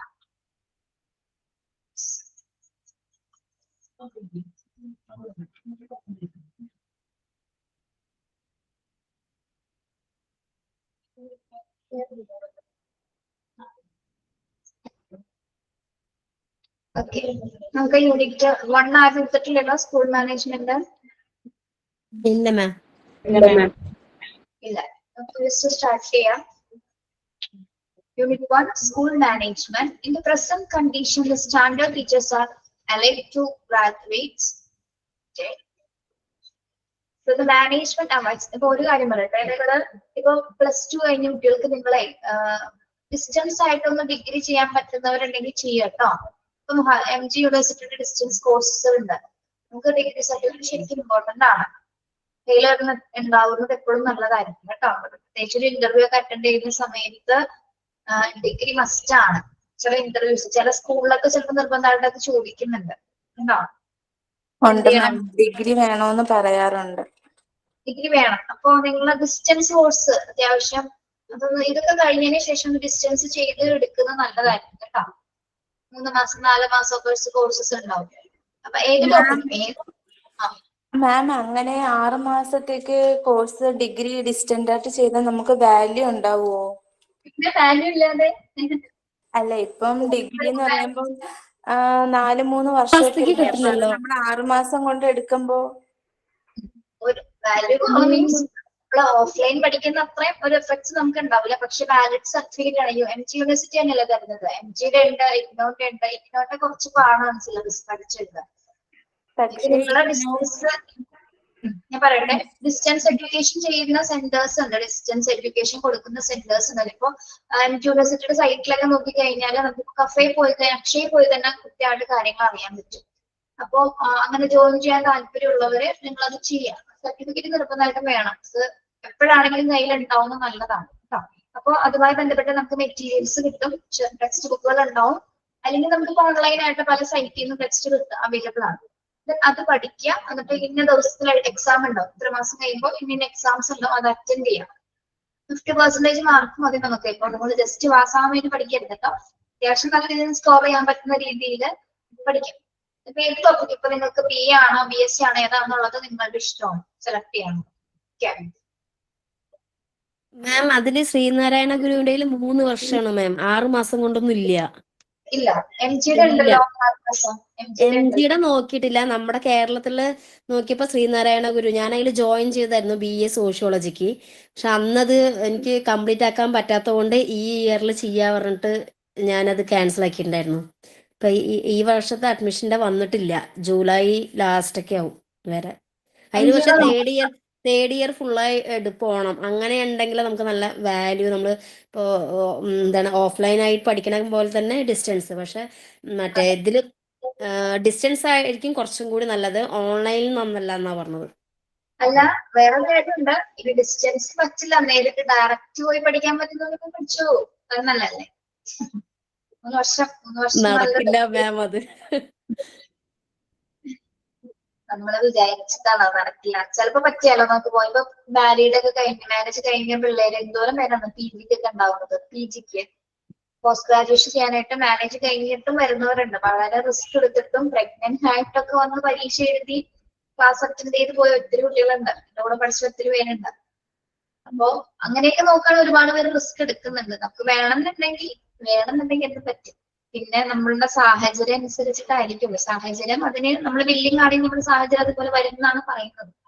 ഞാൻ പ്രഗ്നന്റ് ആയ കാരണം കൊണ്ട് ഡ്രോപ്പ് ഔട്ട് ആയതാണ് എന്റെ ഡിഗ്രി. തേർഡ് ഇയർ വരെ പോയതാ ഞാൻ. അത് എക്സാം എഴുതിയില്ല? ഇല്ല, തേർഡ് ഇയർത്തെ ക്ലാസ് അറ്റൻഡ് ചെയ്ത് ഫുള്ള് ഏത് എക്സാം എഴുതാൻ പറ്റിയില്ല എനിക്ക്. അപ്പളേക്കും ഛർദിയായി, പിന്നെ ഇവിടുന്ന് ഇവര് പോണ്ട പറഞ്ഞു, പ്രശ്നങ്ങളായി. അപ്പൊ പിന്നെ പോയില്ല. ശരിയാണ്, വളരെ സാഹചര്യങ്ങളാണ്. പോലും ഞാനും മോനും 3 വയസ്സായപ്പോഴാണ് PG ചെയ്തത്. മോന് 2.5 വയസ്സായപ്പോഴാണ് PG ചെയ്തത്. അത് ഞാൻ അംഗനവാടി പോയി തുടങ്ങിയ പിന്നെയാണ് BEdന്, അംഗനവാടി പോയി കുറച്ചായപ്പോഴാണ് BEdന് ജോയിൻ ചെയ്തത്. 2 വയസ്സായിട്ടുണ്ടായിരുന്നു. റിസ്ക് എടുത്താണ് പഠിച്ചത്. പിന്നെ നമുക്കത് വേണോന്ന് ചില സന്ദർഭങ്ങളിൽ തോന്നുള്ളൂ. അങ്ങനെ പഠിച്ചതാണ്. വീട്ടിൽ നിന്ന് പോയാൽ നമ്മൾ നിന്ന് പോകുകയുള്ളൂ. അങ്ങനെയാണ് സയന്റിഫിക്കലി അത് അങ്ങനെയാണ്. അപ്പൊ അങ്ങനെ ഒരു സമയത്ത് ചിന്തിച്ചപ്പോ ഞാൻ പിന്നെ അവനൊരു 3 വയസ്സ് വരെ വെയിറ്റ് ചെയ്തെന്ന് വെച്ചാല് ഞാൻ പറഞ്ഞില്ലേ, എനിക്ക് 1 വയസ്സിൽ എന്റെ അമ്മ മരിച്ചത്. അപ്പൊ എനിക്ക് കുഞ്ഞിനങ്ങനെ പെട്ടെന്ന് ഒരു 3 വയസ്സ് അറിവൊക്കെ ആയിട്ട് മാത്രം ഒന്ന് മാറാന്നുള്ള രീതിയിൽ, അതായ കാര്യങ്ങൾ ചെയ്യാൻ തുടങ്ങുമ്പോഴേക്കും മാറാന്നുള്ള രീതിയിലാണ് ഞാൻ 3 വയസ്സ് വരെ കൂടെ ഉണ്ടായിരുന്നത്. എനിക്ക് 1 വയസ്സിൽ അമ്മ നഷ്ടപ്പെട്ടത് നമുക്ക് അറിയാലോ, നമുക്ക് എന്തെല്ലാം നഷ്ടപ്പെട്ടത്. എനിക്ക് അങ്ങനെ ഒന്നും എനിക്കൊരു ഓർമ്മ പോലും ഇല്ല. അപ്പൊ എന്റെ കുഞ്ഞിനെ അതെല്ലാം കിട്ടണം എന്നുള്ളൊരു ഭയങ്കര ആഗ്രഹമാണ്. അങ്ങനെ ഞാൻ 3 വയസ്സ് വരെ അങ്ങനെ വെയിറ്റ് ചെയ്തിട്ടാണ് പിന്നെ പഠിക്കാൻ പോയത്. അങ്ങനെ പഠിച്ചെടുത്തത്. പക്ഷെ ഭയങ്കര കഷ്ടപ്പാടായിരുന്നു പഠിച്ചെടുത്തപ്പോ. ഭയങ്കര കഷ്ടപ്പെട്ട് പഠിച്ചെടുത്ത BEd ആണ് കേട്ടോ. ഓക്കെ, അപ്പൊ ഉറക്കമില്ലാതെ, അതായത് ഉറങ്ങിയിട്ടില്ല. സത്യം പറഞ്ഞ ഉറക്കം ഞാൻ BEdൽ എന്താണ് അതിന്റെ ഭാഗമായിട്ടാണ് ഈ കണ്ണിലൊക്കെ ഡാർക്ക് സർക്കിൾ വന്നത്. ഉറങ്ങാതെ ഭയങ്കര ബുദ്ധിമുട്ടായിരുന്നു. കാരണം എന്റെ ട്യൂട്ടർ, എന്നെ പഠിപ്പിച്ച ടീച്ചർ ഭയങ്കര ഭയങ്കര സാധനമായിരുന്നു. ഞങ്ങളുടെ BEdലെ ടീച്ചർ എന്ന് പറയുന്നത്. സൈക്കോളജി മിസ് കുഴപ്പമില്ലായിരുന്നു, പക്ഷെ ഇത് ഭയങ്കര കഷ്ടപ്പെടുത്താവുന്നതിന്റെ പരമാവധി കഷ്ടപ്പെടുത്തിയാണ് BEd ഓർമ്മിക്കാനേ വെച്ചില്ല. BEd പഠിച്ചവരോട് പഠിക്കണ്ടെന്ന് പറയുന്നത് അതുകൊണ്ടാണ്. അത്രയും ബുദ്ധിമുട്ടിയിട്ടുണ്ട്. കാര്യം കുട്ടിയുണ്ട്, പക്ഷെ എല്ലാം നിങ്ങൾ വിചാരിക്കുന്ന പോലെ അല്ല BEd കോഴ്സ്. റെഗുലർ കോഴ്സ് 2 വർഷത്തെ BEd ആണ് ഞാൻ ചെയ്തത് കേട്ടോ. കോളേജിൽ പോയി തൃപ്പൂണിത്തുറ കോളേജിലാണ് പഠിച്ചത്. കോളേജ് അടിപൊളിയല്ല, എല്ലാ കാര്യങ്ങൾക്കും അതിനെ. പക്ഷെ ടീച്ചേഴ്സ്, നമ്മളെ ഇരിക്കുന്ന ടീച്ചർമാർ നമ്മളെ ബുദ്ധിമുട്ടിക്കും. ഭയങ്കര പ്രഷറല്ലേ നമുക്ക്. വയ്യാണ്ടാണെങ്കിൽ പോലും ടീച്ചറിന് സബ്മിറ്റ് ചെയ്യേണ്ട കാര്യങ്ങൾ നമ്മൾ സബ്മിറ്റ് ചെയ്യണം. ലീവ് എടുക്കാൻ പറ്റില്ല. അങ്ങനെ ഭയങ്കര പ്രഷർ ഉണ്ടായിരുന്നു. പ്രഷർ ചെയ്ത് പക്ഷെ റിസൾട്ട് അടിപൊളിയായിരുന്നു കേട്ടോ. നല്ലോണം സ്കോർ ചെയ്യാൻ പറ്റി. ഇത്രയും കഷ്ടപ്പെട്ടതിനാണ് കിട്ടുന്നത്. ഏതാണ് subject BEd main? BEd social science ആയിരുന്നു. അത് കഴിഞ്ഞിട്ടാണ്, അതിൽ ഞാൻ ഓൾറെഡി ഫസ്റ്റ് സൈക്കോളജി അവിടെ പഠിച്ചത്. പക്ഷെ അത് കഴിഞ്ഞിട്ടാണ് ഞാൻ സൈക്കോളജി അല്ലാതെ പഠിച്ചത്. പാരാസൈക്കോളജിയും ഫോറൻസിക്കും എഡ്യൂക്കേഷൻ സൈക്കോളജിക്കും അല്ലാതെ ഞാൻ ബേസിക് കോഴ്സസ് വേറെ ഇൻസ്റ്റിറ്റ്യൂട്ടിലാണ് പഠിച്ചത്. ആദ്യം ഡിസ്റ്റൻസ് ആയിരുന്നു. പിന്നെ MG യൂണിവേഴ്സിറ്റി റിലേറ്റ് ചെയ്ത് വരുന്ന ഒരു സാറിന്റെ കീഴിൽ പഠിച്ചു. അങ്ങനെയാണ് തിയററ്റിക്കൽ ആയിട്ടുള്ള കുറെ കാര്യങ്ങൾ പഠിക്കാൻ പറ്റിയത് സൈക്കോളജി. അപ്പൊ മാം കേട്ടിട്ട് എടുത്തുണ്ടോ? കേട്ടപ്പൊക്കെ പാസ് കേട്ടിട്ട് 5 പ്രാവശ്യം പരീക്ഷ എഴുതി പാസ്സായ വ്യക്തിയാണ് ഞാൻ. അപ്പൊ എന്തുകൊണ്ടാ ഗവൺമെന്റിൽ നോക്കായിരുന്നു PSCന്റെ? PSC ഒക്കെ നോക്കി HSI എഴുതിയിരിക്കല്ലേ, ഒന്നും എഴുതുന്നില്ല. HSI സോഷ്യൽ സയൻസ് എഴുതി, UPSC എഴുതി, LPSC എല്ലാം എഴുതുന്നുണ്ട്, എല്ലാ കേട്ടിട്ടും ഉണ്ട്. 1, 2, 3, 4 3 വരെ ഉണ്ട്. 4 ലാംഗ്വേജിനാണ്, 3 വരെ ഉണ്ട്. എഴുതി എടുത്തിരിക്കുകയാണ്. പക്ഷെ എന്താണ് കാര്യം, 4 വർഷം ഞാൻ പഠിച്ച സ്കൂളിൽ പഠിപ്പിക്കാൻ പറ്റി. ഞാൻ പറഞ്ഞല്ലേ, ഹൈസ്കൂളിലായിരുന്നു, 10th-ലായിരുന്നു, 8, 9, 10 ആദ്യം അങ്ങനെയായിരുന്നു. പിന്നെ എല്ലാ ഇതിലും ഞാൻ പഠിച്ചിട്ടുണ്ട്. LP പഠിച്ചിട്ടുണ്ട്, UP പഠിച്ചിട്ടുണ്ട്, ഹൈസ്കൂൾ എടുത്തിട്ടുണ്ട്. ഹൈസ്കൂളാണ് ലാസ്റ്റ് വർക്ക് ചെയ്തത് 3 വർഷം. 8, 9, 10 അതിൽ 10ാം ക്ലാസ്സിൽ ക്ലാസ് ടീച്ചറായിരുന്നു. 10ലെ അനുഭവമാണ് ഞാൻ പറഞ്ഞത്. എനിക്ക് ഏറ്റവും നല്ല ആൺകുട്ടികളെ കിട്ടിയെന്ന് പറഞ്ഞത് ഒരു പ്രാവശ്യം പറഞ്ഞില്ലേ. അത് ഞാൻ 10 വരെ പഠിച്ച സ്കൂളിൽ തന്നെ ടീച്ചറായി കയറാന്ന് പറയുന്നത് ഭയങ്കര ഒരു അഭിമാനമല്ലേ നമുക്ക്. ഭയങ്കര എക്സ്പീരിയൻസ് ആയിരുന്നു, നല്ലോണം എൻജോയ് ചെയ്തു. അത് കഴിഞ്ഞ് ഞാൻ UPSC എക്സാമിന് ഒരു 2 മാസം ലീവ് എടുത്തു. 2 മാസം UPSC കിട്ടാൻ വേണ്ടിയിട്ട്. അപ്പൊ അന്ന് കാറ്റഗറി 2 മാത്രമേ കിട്ടിയിട്ടുണ്ടാവില്ല, 3 കിട്ടിയിട്ടുണ്ടായില്ല എനിക്ക്. പേപ്പർ കേട്ടിട്ട് 3 കിട്ടിയിട്ടില്ല, എന്നാലും നമുക്ക് ഹൈസ്കൂളിൽ പഠിക്കാൻ പറ്റും. അപ്പൊ അതിനിടയില് ലീവ് എടുത്ത സമയത്ത്, അത് ഡെയിലി വേജസ് ആണ് കേട്ടോ, നമ്മള് സ്ഥിരമായിട്ടുള്ള പോസ്റ്റുള്ള ഡെയിലി വേജസിനായിട്ട് പോയിരുന്നതാണ്. അപ്പൊ അങ്ങനെ ലീവ് എടുത്തെന്ന് പറയുമ്പോൾ വേറൊരു ടീച്ചർ വന്നു. അങ്ങനെ എനിക്ക് ആ ജോലി പോയത്. അങ്ങനെയാണ് സ്മാർട്ട് സ്ട്രീമിലോട്ട് വന്നത്. അതിന്റെ ഇടയിൽ വേറെ ക്ലാസ്സസുകൾ എടുക്കാൻ പോയിരുന്നു, സൈക്കോളജിയുടെ ഗൈഡൻസ്, കൗൺസിലിംഗ്സ് അങ്ങനെയൊക്കെ കൊടുക്കാനായിട്ട് പോയിരുന്നു. വേറെ ഇൻസ്റ്റിറ്റ്യൂട്ടിലൊക്കെ, അല്ലെങ്കിൽ ഇങ്ങനെ കോൺഫറൻസ് അങ്ങനെയുള്ള മീറ്റിംഗ്സിലൊക്കെ പോവായിരുന്നു. പിന്നെ അങ്ങനെ ഇങ്ങോട്ട് വന്നിട്ട്, ഇവിടെ വന്നിട്ട് ഇപ്പൊ 3 വർഷമായി. ഇപ്പൊ ഈ ജൂലൈ 11-ാം തീയതി വരുമ്പോ 3 വർഷം സ്മാർട്ട് സ്ട്രീമിൽ വന്നിട്ട്. അങ്ങനെയാണ് നിങ്ങളെയൊക്കെ കാണാൻ പറ്റിയത്. ഇങ്ങനെ പോകുന്നു യാത്രകൾ. ഇപ്പോ എന്തോ നമ്മളെ ഈ നമ്മുടെ മോണ്ടിസോറിയുടെ കോഴ്സ് ചെയ്യുന്നവർക്ക് സെൽഫായിട്ട് നമുക്ക് ചെയ്യാൻ പറ്റുമോ? പിന്നെ ധൈര്യമായിട്ട് തുടങ്ങാലോ. എന്തോരം കുട്ടികളെ തുടങ്ങിയിരിക്കുന്നറിയോ, സ്കൂൾ വരെ തുടങ്ങിയിട്ടുണ്ട്. നമുക്ക് PG വേണമെന്നുണ്ടോ ഡിപ്ലോമ കഴിഞ്ഞിട്ട് അത് ചെയ്യണമെങ്കിൽ? മീൻസ് ഇപ്പൊ അതിനൊക്കെ ചെയ്തുകൊണ്ടിരിക്കാൻ നമുക്ക്. ഇവിടെ 2 മാസത്തെ കോഴ്സ് അല്ലേ, 2 മാസം പഠിക്കുന്നുണ്ടേ. എനിക്കറിയില്ലായിരുന്നു ഇത് ഒരുമിച്ചാ എടുക്കണേന്നുള്ളത്. ഞാൻ സ്റ്റാർട്ടിങ്ങിൽ ചേർന്നപ്പോ ഡിപ്ലോമയ്ക്കായിട്ട് തന്നെ ചേർന്നേ. അപ്പൊ എന്റെ മനസ്സിൽ സാധാരണ നമ്മൾ കോഴ്സ് അറ്റൻഡ് ചെയ്യും പോലെ ഡിപ്ലോമ കഴിഞ്ഞിട്ട് അതിന്റെ PG അങ്ങനെയാണല്ലോ വരണേ. അപ്പൊ ഞാൻ ഇന്നാള് അങ്ങനെ അന്വേഷിച്ചപ്പോഴാ പറഞ്ഞു ഒരുമിച്ചായിരുന്നു. അതെ, ഒരുമിച്ചാണ്.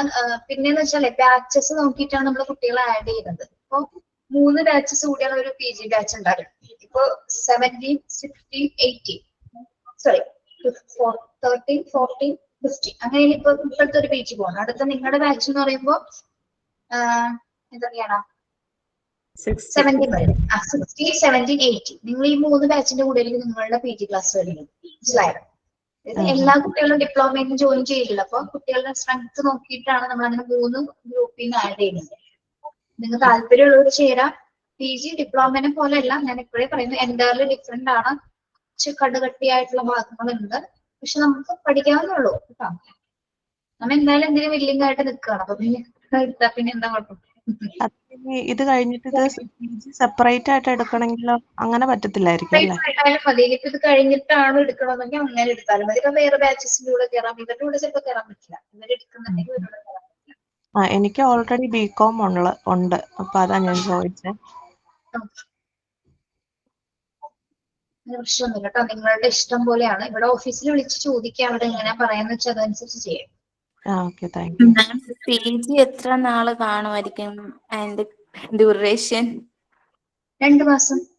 2 മാസം. ഓക്കെ. എടുക്കുന്നേ ഇത് രണ്ടും കൂടി എക്സാം ഒരേ ടൈം ആയിരിക്കില്ലേ? ഡിപ്ലോമയുടെയും PG-യുടെയും? ഡിപ്ലോമ കഴിഞ്ഞിട്ടാണ് PG-യുടെ എക്സാം. ഞാൻ ജോയിൻ ചെയ്തിട്ടുണ്ട് മാം. ഉണ്ട്, ജോയിൻ ചെയ്തിട്ടുണ്ട് അല്ലെ? ഒറ്റ എക്സാം ഉള്ളൂ, ഒരൊറ്റ പരീക്ഷ ഉണ്ടാവുള്ളൂ കേട്ടോ. മോഡലോ അതിന് മെയിനോ ടേമോ അങ്ങനെയൊന്നുമില്ല, ഒരൊറ്റ എക്സാം. വേറെ ബുദ്ധിമുട്ടുകളൊന്നുമില്ല. PG-യിൽ നമുക്ക് ആദ്യം ചെയ്യാനുള്ളത് സെമിനാർ എടുക്കാനുണ്ട്, ഒരു ടോപ്പിക് ബേസ് സെമിനാർ. അത് മാത്രമേ നമുക്ക് PG-യിൽ ചെയ്യാനുള്ള നിങ്ങളുടെ ആക്ടിവിറ്റി. വേറെ ഒന്നും, ഒരു മോഡലോ അതൊന്നും നിങ്ങൾക്ക് തയ്യാറാക്കാനൊന്നുമില്ല കേട്ടോ. ഓൾറെഡി ഡിപ്ലോമ എന്തോ ടെക്സ്റ്റ് ഉണ്ട്, PG ടെക്സ്റ്റ് ഉണ്ടല്ലോ. അത് ഓഫീസിൽ കോണ്ടാക്ട്. എനിക്ക് അങ്ങനെ ടെക്സ്റ്റ് ബുക്കിന്റെ കാര്യങ്ങളൊന്നും നമുക്ക് അറിയില്ല എങ്ങനെയാണ് കേട്ടോ. നിങ്ങൾ അങ്ങനെയുള്ളതൊക്കെ ഓഫീസിൽ ചെയ്യാവാണ് കോണ്ടാക്ട് ചെയ്യാം കേട്ടോ. പറഞ്ഞത് എങ്ങനെയാണ് ഞങ്ങൾക്ക് പഠിപ്പിക്കാൻ മാത്രമേ അറിയുള്ളൂ. ഇനില്ല കേട്ടോ പറഞ്ഞത്. നമ്മൾ പറഞ്ഞിട്ടുണ്ടോ അങ്ങനെ ഓഫീസ് റിലേറ്റ് ചെയ്ത കാര്യങ്ങൾ നിങ്ങൾ അവരോട് ചോദിക്കുന്നതായിരിക്കും നല്ലത്. അവർക്കല്ല ഡീറ്റെയിലായിട്ട് അറിയാൻ പറ്റുള്ളൂ. നമുക്കത് അറിയില്ല എങ്ങനെയാണ്. നിങ്ങൾക്ക് എങ്ങനെയാണ് ഡിപ്ലോമയുടെ ടെക്സ്റ്റ് ബുക്കുകൾ കിട്ടിയത് അതേപോലെ തന്നെ ആയിരിക്കും പീരിയഡ് ടെക്സ്റ്റും കിട്ടുന്നത് കേട്ടോ.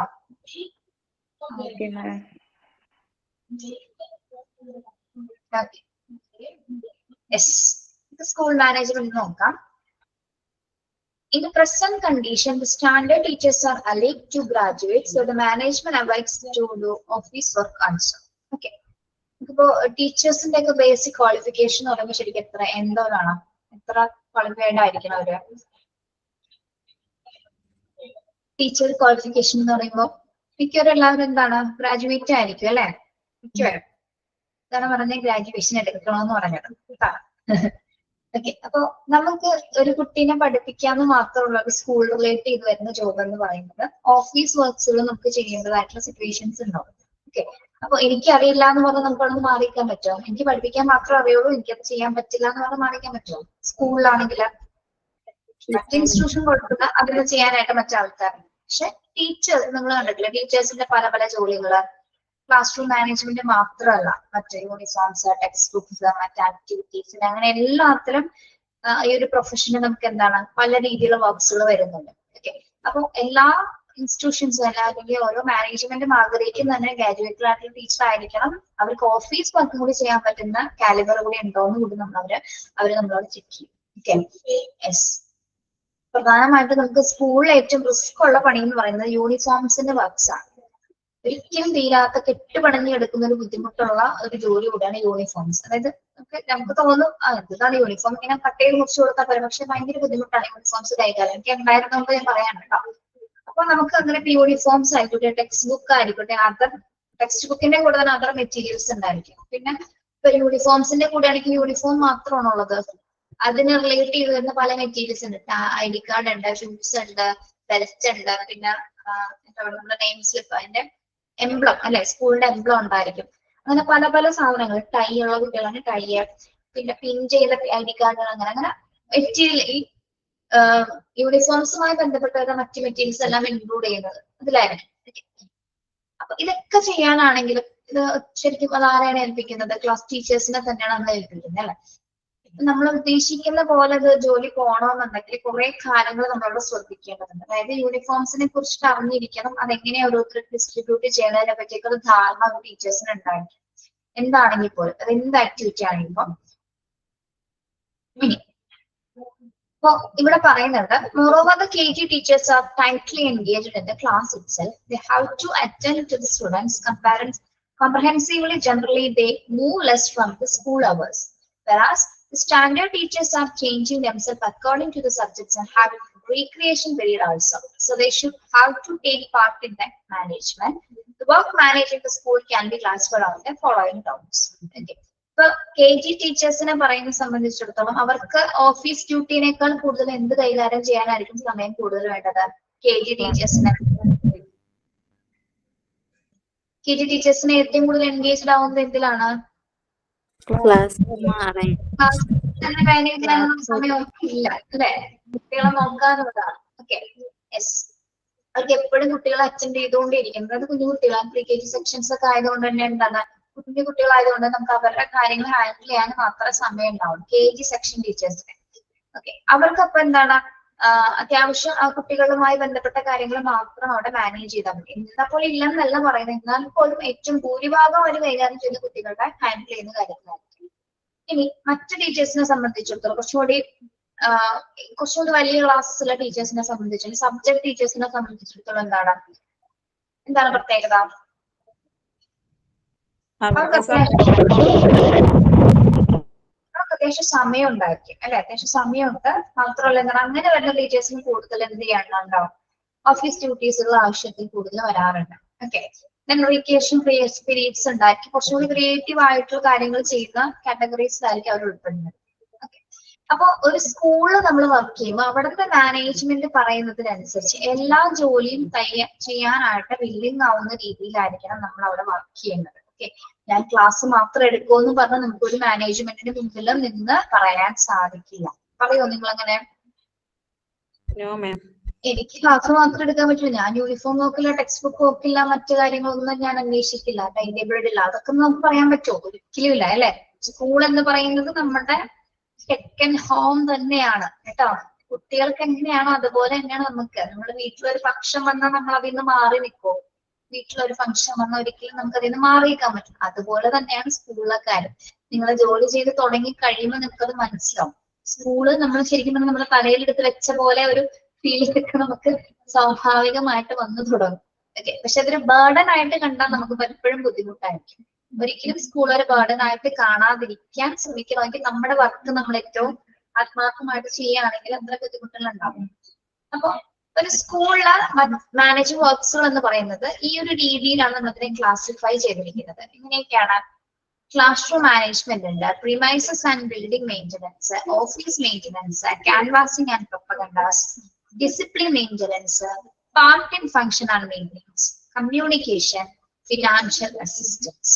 അപ്പൊ നമ്മളുടെ പാഠഭാഗം മാത്രമല്ല, ക്ലാസ് മാനേജ് ചെയ്യാന്ന് മാത്രമല്ല, അതിന് കഴിഞ്ഞതിന് ശേഷം എന്തൊക്കെ വരുന്നുണ്ടെന്ന് നോക്കിയേ.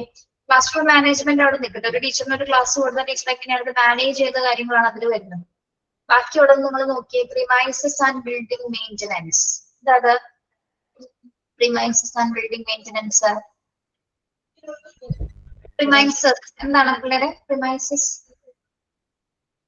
സ്കൂളിംഗ് പരിസരം അല്ലെ, അല്ലെങ്കിൽ ചുറ്റുപാട് എന്ന് പറയുന്നത് നമ്മളെ premises. Building and maintenance, building എന്താണ്? സ്കൂൾ പരിസരവും സ്കൂളിന്റെ ആ ഒരു ബിൽഡിംഗും മെയിൻറ്റെയിൻ ചെയ്യുക എന്ന് പറയുന്നത് ആരുടെ ഉത്തരവാദിത്വമാണ്?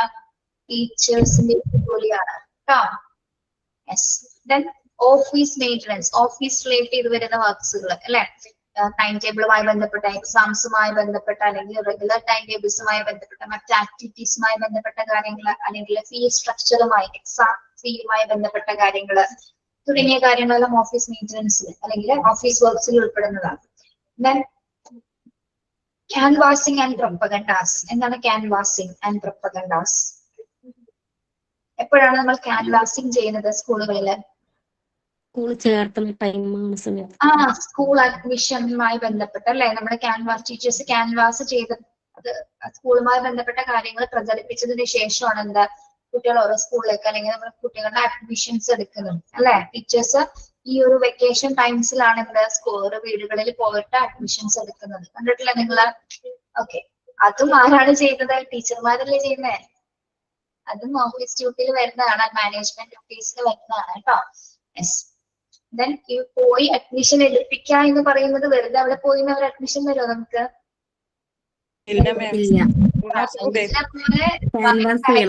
അല്ലെ, നല്ലപോലെ സ്കൂളിനെ പറ്റി നമ്മള് ഏറ്റവും ഇംപ്രസീവ് ആയിട്ട് കാര്യങ്ങൾ ക്യാൻവാസ് ചെയ്ത് പറഞ്ഞവരെ കുട്ടീനെ അവർ പിറ്റേഴ്സ് അവിടെ സ്കൂളിലാക്കണം. അതേപോലെ ടീച്ചറിന് പറയാൻ പറ്റണം.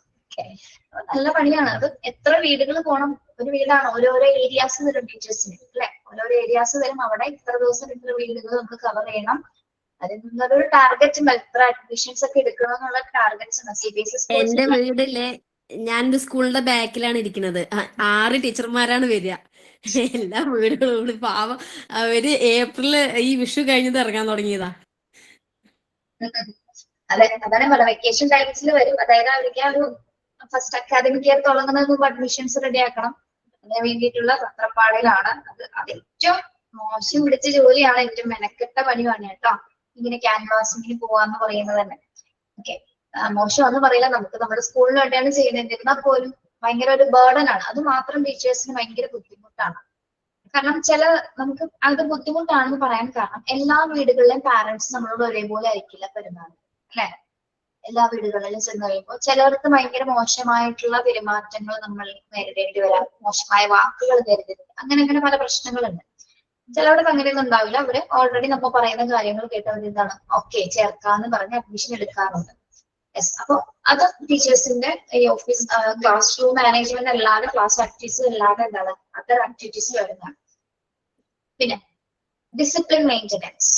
ഹോൾ സ്കൂളിന്റെ ഡിസിപ്ലിൻ മെയിൻറ്റെയിൻ ചെയ്യാനായിട്ട് ടീച്ചേഴ്സ് നല്ല രീതിയിൽ കഷ്ടപ്പാടുണ്ട് അല്ലെ. ക്ലാസ് റൂമിനകത്ത് മാത്രമല്ല ഹോൾ സ്കൂളും കൺട്രോൾ ചെയ്യേണ്ടത്. പിന്നെ മെയിൻ ആയിട്ട് അതിനകത്ത് ഒരു അച്ചടക്കം പാലിപ്പിക്കുക എന്ന് പറയുന്നത് ടീച്ചേഴ്സിന്. ഇപ്പൊ നമ്മൾ ചില ടീച്ചേഴ്സിന് ചിലർക്ക് മാത്രം ഈ ഡ്യൂട്ടീസ് കൊടുക്കുന്നു. നമ്മൾ ഓരോരുത്തരും മാറ്റി നിർത്തുന്നില്ല. എല്ലാ ടീച്ചേഴ്സിനും ഇങ്ങനെ എന്താണ് മാറ്റി ഇങ്ങനെ റോൾസ് കൊടുക്കും. അല്ലാതെ അതായത് സ്കൂളിൽ അച്ചടക്കം പാലിക്കുന്നതുമായി ബന്ധപ്പെട്ടോ ഗേറ്റിന്റെ അവിടെ ചില ഡ്യൂട്ടീസ് കൊടുക്കുന്നുണ്ടല്ലോ ടീച്ചേഴ്സിനെ. ഗേറ്റ് ഡ്യൂട്ടീസ് കൊടുക്കാറുണ്ട്, ഇന്റർവെൽ ടൈംസിൽ ഡ്യൂട്ടി കൊടുക്കാറുണ്ട്, ലഞ്ച് ടൈമിൽ ഡ്യൂട്ടീസ് കൊടുക്കാറുണ്ട്, ഡിസിപ്ലിൻ മെയിൻറ്റെയിൻ ചെയ്യുന്നത്. പിന്നെ ഫംഗ്ഷൻസ് നടക്കുന്ന സമയത്ത് വോളണ്ടിയേഴ്സിനെ പോലെ ടീച്ചേഴ്സിന് അവിടെ ഇവിടെയൊക്കെ എന്താണ് നിർത്തുന്നുണ്ടല്ലേ നിങ്ങള്. ഇതെല്ലാം നമ്മുടെ അതൊക്കെ നമ്മുടെ ഡ്യൂട്ടിയാണ്. വെറുതെ പോയി പഠിപ്പിക്കാൻ മാത്രം വിചാരിക്കരുത്. സെയിം അത് തന്നെയാണ് പാർട്ടിംഗ് ഫംഗ്ഷൻ ആൻഡ് മീറ്റിംഗ്. ഒരു പ്രോഗ്രാം നടക്കുന്ന സമയത്ത് ചിലപ്പോൾ ഒരു പ്രോഗ്രാമിന്റെ ഫുൾ ഡ്യൂട്ടി നമുക്ക് തന്നിരിക്കാം അല്ലെ. ഒരു പ്രോഗ്രാം എന്ന് പറയുമ്പോൾ ഇപ്പൊ ഒരു VIP ഒക്കെ വരുന്ന മീറ്റിംഗ് ആണെങ്കിൽ എന്താണ് VIP അറേഞ്ച് ചെയ്യണം, ഫുഡ് അറേഞ്ച് ചെയ്യണം, പ്രോഗ്രാംസ് എന്തൊക്കെയാണ്, സ്പീച്ച് എങ്ങനെയാണ്, അതിന്റെ ഇനാഗ്രേഷൻ ഫംഗ്ഷൻ എന്തൊക്കെയാണ്, അതിന് ആവശ്യമായിട്ടുള്ള സാധനങ്ങൾ എങ്ങനെയാണ്, എത്ര ടൈമിൽ സ്റ്റാർട്ട് ചെയ്യണം, എത്ര സമയത്ത് തീർക്കണം, എത്ര പേര് അറേഞ്ച് ചെയ്യണം, എത്ര പേര് ഗസ്റ്റ്സിന് വേറെ വരാനുണ്ട്, ഇതൊക്കെ കാര്യങ്ങൾ ചെയ്യേണ്ടി വരും എന്നറിയാം. ഒരുപാട് ഡ്യൂട്ടീസ് ഉണ്ട് ടീച്ചേഴ്സിനെ സംബന്ധിച്ചിടത്തോളം കേട്ടോ. ഒരു ഫംഗ്ഷനോ അല്ലെങ്കിൽ ഒരു ആനുവൽ ഡേ ഒക്കെ വരുവാണെങ്കിൽ ചിലപ്പോൾ നമുക്ക് എല്ലാ ടീച്ചേഴ്സിനും എന്തായാലും ഡ്യൂട്ടി ഡിവൈഡ് ചെയ്തിട്ടുണ്ട്. എന്നിരുന്നാൽ പോലും ഒരു ഹെഡ് പൊസിഷൻസ് ഒക്കെ കിട്ടിക്കഴിഞ്ഞാൽ നമ്മളുടെ കാര്യം കട്ടപ്പോയാണ്. അത്യാവശ്യം ഹെഡ് ചെയ്ത് നിൽക്കണം. അപ്പൊ അത്യാവശ്യം ഹെഡ് ചെയ്ത് നിൽക്കുന്ന രീതിയിലുള്ള പ്രവർത്തനങ്ങൾ കാണിക്കാതിരുന്നാൽ അധികം കാര്യങ്ങൾ ചെയ്യാണ്ടിരിക്കാം.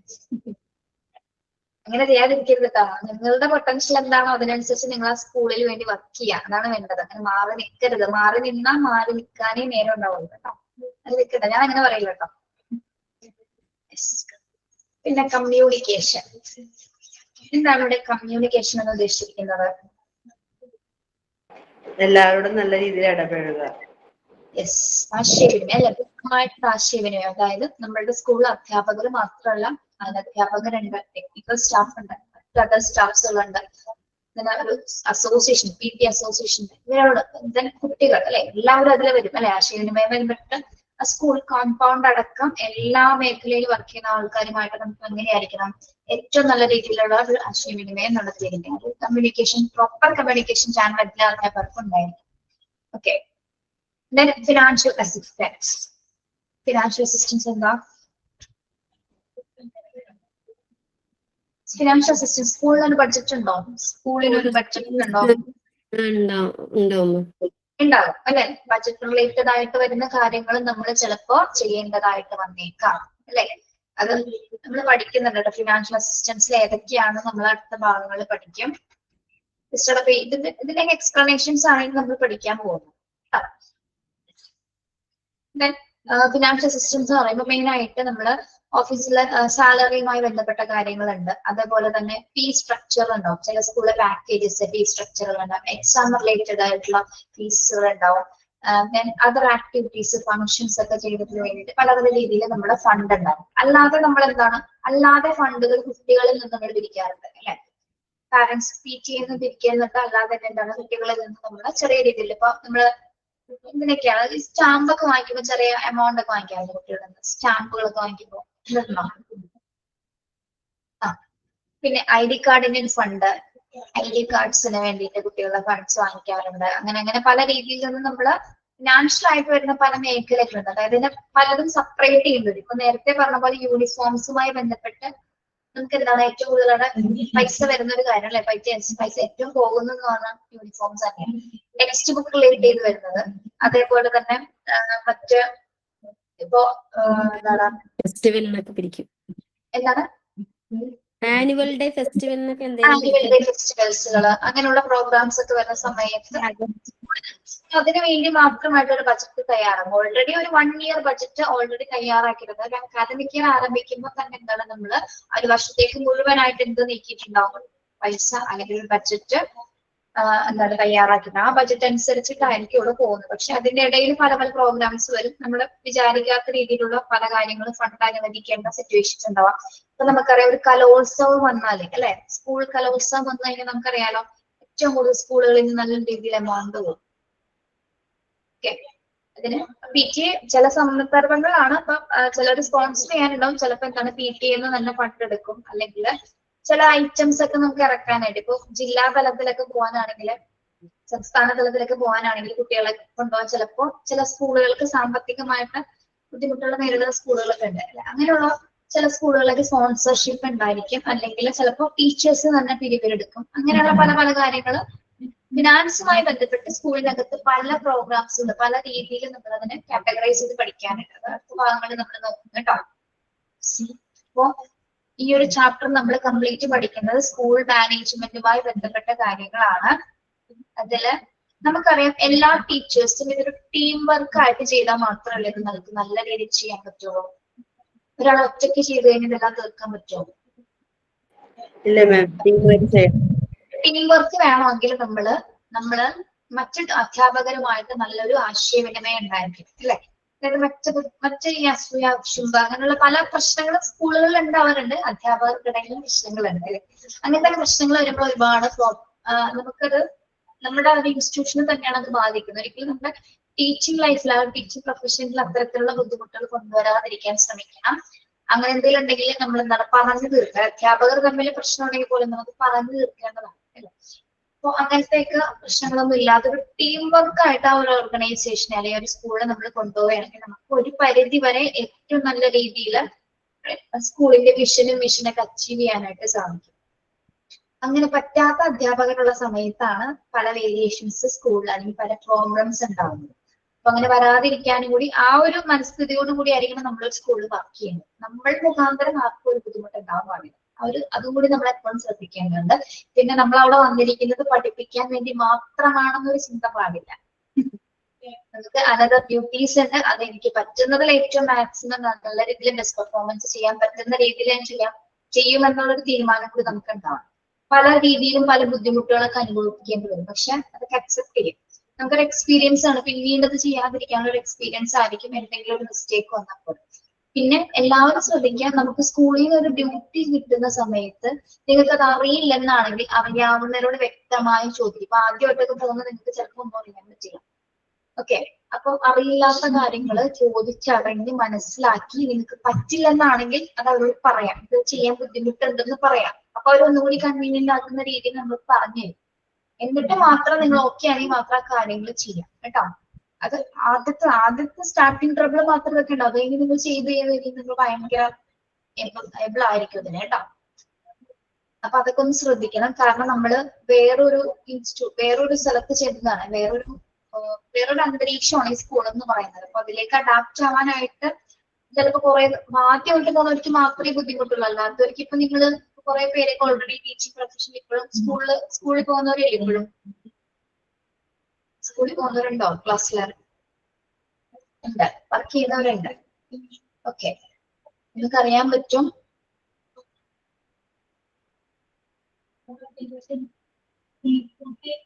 അത്തരം കാര്യങ്ങളൊക്കെ ഒന്ന് ശ്രദ്ധിക്കേണ്ടതുള്ളൂ. ബാക്കി അതുമായി ബന്ധപ്പെട്ട് ഇനി ആദ്യത്തെ കുറച്ച് ചാപ്റ്റേഴ്സ് കുറച്ചൊന്ന് സ്പീഡിൽ എടുത്തോട്ടെ. എളുപ്പമായതുകൊണ്ടാണ് കേട്ടോ. ആദ്യമായി സമയം എടുക്കാണ്ട് പെട്ടെന്നൊന്ന് തീർത്താലേ നമുക്ക് ഇത് 10 ചാപ്റ്റേഴ്സ് കവർ ചെയ്യാനുണ്ട്. ഇതിലൊന്നും സ്പീഡിൽ പോകും കേട്ടോ. അത് ഭയങ്കര സ്പീഡിലല്ല, ഇത് എളുപ്പമുള്ള കാര്യങ്ങൾ മാത്രമേ ഇതിൽ പറയാനുള്ളൂ. നിങ്ങൾ നേരത്തെ പഠിച്ച പോലെ സൈക്കോളജി വരെയുള്ള ഒരു ബുദ്ധിമുട്ടുള്ളൊന്നും ഇതിലില്ല കേട്ടോ. ബാക്കി നമുക്ക് അടുത്ത ക്ലാസ്സിൽ എടുക്കാം. ഇനി ഞാൻ പിന്നെ ഈ PGയുടെ 15, 16, 17 ബാച്ചുകളെല്ലാം കൂടെ ഒരുമിച്ചായിരിക്കും എക്സാം? PGയുടെ എക്സാം ഒരുമിച്ച്. എടാ, നമുക്കൊരു ഗൂഗിൾ ഫോമിലല്ല എക്സാം വരുന്നത്. തിരക്ക് പിടിക്കേണ്ട കാര്യമൊന്നുമില്ലല്ലോ. കുട്ടികളെല്ലാം പല പല ക്ലാസ്സിലാണെന്നുള്ളൂ. എല്ലാവർക്കും ഒറ്റ ലിങ്ക് ഉള്ളൂ പരീക്ഷക്ക് കേട്ടോ. അപ്പൊ ഈ PG എടുക്കണോ പറഞ്ഞ ആൾക്കാർക്ക് ഈ ഡിപ്ലോമ ഇപ്പൊ വരുന്ന ഫസ്റ്റത്തെ എക്സാം എഴുതണ്ടേ? രണ്ടും എഴുതണ്ടേ? ഡിപ്ലോമ എഴുതണം, PG എഴുതണ്ടേ? ക്ലാസ് തുടങ്ങിയിട്ടില്ലല്ലോ നിങ്ങളുടെ. ജോയിൻ ചെയ്യിപ്പിക്കുന്നുള്ളൂ. നിങ്ങളുടെ എക്സാം കഴിയുമ്പോഴേക്കായിരിക്കുള്ളൂ നിങ്ങളുടെ ക്ലാസ് സ്റ്റാർട്ട് ചെയ്യുന്നത്. അതല്ലേ മാം, അപ്പൊ ആ ഡിപ്ലോമേന്റെ എക്സാം അവര് എഴുതണ്ടേന്ന്? ഇപ്പൊ ബിസ്മിയ ഡിപ്ലോമ, അതാ ഞാൻ ചോദിച്ചത്. രണ്ടും എക്സാം എഴുതണം. ഡിപ്ലോമ കഴിഞ്ഞിട്ട് PG എഴുതണം. PGയുടെ എക്സാം ആണോ എളുപ്പം? ഡിപ്ലോമ എഴുതി 6 പേപ്പർ എഴുതണം. മറ്റേത് എന്താണ്? എത്ര പേപ്പർ ഉണ്ട്? 3 പേപ്പർ എഴുതിയാൽ മതി. 3 പേജുള്ളവര് എളുപ്പമാണ് കേട്ടോ. അതിൽ നിങ്ങൾക്ക് ആകെ ബുദ്ധിമുട്ട് ഞാൻ പറഞ്ഞില്ലേ, നിങ്ങൾക്ക് സെമിനാർ എടുക്കണം. അത് മാത്രം നിങ്ങൾക്കൊരു ആകെ ഒരു ബേർഡൻ ആകും. ബേർഡൻ മീൻസ് ചില ടോപ്പിക് കുറച്ച് കട്ടിയാണ്. അപ്പൊ എളുപ്പമുള്ള ടോപ്പിക്ക് നോക്കി എടുക്കാം. പിന്നെ നമുക്ക് സെമിനാർ എടുക്കണമെന്ന് പറഞ്ഞാൽ വൈവയുടെ മാർക്കിന് വേണ്ടിയിട്ടാണ്. വൈവയ്ക്ക് നമുക്ക് സെമിനാർ നിർബന്ധമാണ്. അപ്പൊ നിങ്ങൾ ക്ലാസ്സിൽ എടുക്കുന്ന സെമിനാർ നിങ്ങൾ വൈവ എടുക്കുന്ന ചെയ്യണ്ട. മനസ്സിലായോ?